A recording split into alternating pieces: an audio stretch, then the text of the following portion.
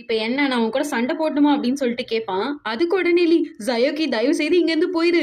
இவன் கராத்தேல black belt. இவன் உன்னை அசால்ட்டா தூக்கி அடிச்சிருவான். இவன் கிட்ட எல்லாம் வம்பிழுக்காத ஓடிரு" அப்படின்னு சொல்லிக்கிட்டே இருக்கும்போது டக்குன்னு போய் ஃப்ராங்க கட்டி பிடிச்சுப்பான். அப்பா இதாண்டா நல்ல சாக்கு அப்படின்னு சொல்லிட்டு லீ எஸ்கேப் ஆயிடுவான். என்ன விடுன்னு ஃப்ராங்க் கதற, உன்னை நான் விட மாட்டேன், இன்னும் ஃபுல் செக்கிங் முடியல அப்படின்னு சொல்லிட்டு சொல்லிக்கிட்டு இருப்பா. டக்குன்னு இவளை சமாளிக்க முடியாம ஃப்ராங்க் இவளை இழுத்துட்டு போய் அந்த செவத்துல புடிச்சு தள்ளி விட்டுருவான். தள்ளி விட்டு அப்படியே லாக் பண்ணிடுவான். நீ லீயோட இப்பெல்லாம் இருந்துதான் ஆகணுமா? நீ லீக்கு உதவி பண்றியா இல்ல உபத்திரம் பண்றியா அப்படின்னு சொல்லிட்டு கேட்பான். மேஜிக் பவரை யூஸ் பண்ணலான்னு பாப்பா. ஆனா அப்பதான் இவளுக்கு தெரியுமே ஃப்ராங்க் தொட்டுட்டு இருந்தா இவளால மேஜிக் பவரை யூஸ் பண்ண முடியாதுன்னு. கேட்டதுக்கு பதில் சொல்லு. நான் உன்னை பாக்கிறதுக்கு தான் வந்தேன். என்னது என்னையா? ஆமா, நம்ம 2 பேரும் ஒரே மாதிரி இருக்கோம்ல. என்னது நம்ம 2 பேர் ஒரே மாதிரி இருக்கோமா? ஆமா, என்ன நமக்குள்ள நிறைய விஷயம் ஒத்து போகுது. நம்ம பிளானட்ல இருந்து அனுப்பப்பட்ட சீக்ரெட் ஏஜென்ட் தானே நீ. அப்படி இல்லனா என்னோட கல்லை வச்சு நீ என்னமோ பிளான் பண்ணணும் அப்படின்னு சொல்லி கேட்டுக்கிட்டு இருப்பா. நான் உன்கிட்ட ஒரு உண்மையை சொல்லவா? நீ சரியான பைத்தியக்காரி.